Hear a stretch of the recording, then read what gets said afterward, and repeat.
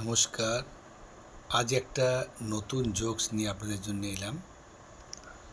আমার এক ছাত্র আমাকে বলছে যে স্যার, আমি সকাল থেকে দুপুর অবধি রেওয়াজ করি।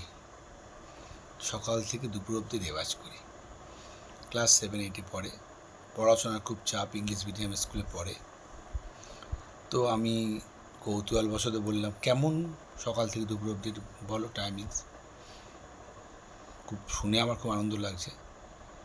তো বলছে সকালে স্প্যানিং মানে সকাল 6টা থেকেই ধরলাম, 6টা থেকে মোটামুটি 11টার মধ্যে সবাই গুড মর্নিংই বলে। তারপরে 12টা বাজলে আফটারনুন হয়ে যায়। তো সকাল থেকে মানে আমি 11টায় বসি, আর দুপুর 12টা বেজে গেলে 12টা হয়ে গেল, দুপুর হয়ে গেল। 11টা থেকে 12টা 1 ঘন্টা প্র্যাকটিস করি, সকাল থেকে দুপুর প্র্যাকটিস করি। আপনারা বলুন এই কথাটা কেমন লাগছে আপনাদের? মানে ফাঁকিবাজ দি গ্রেট।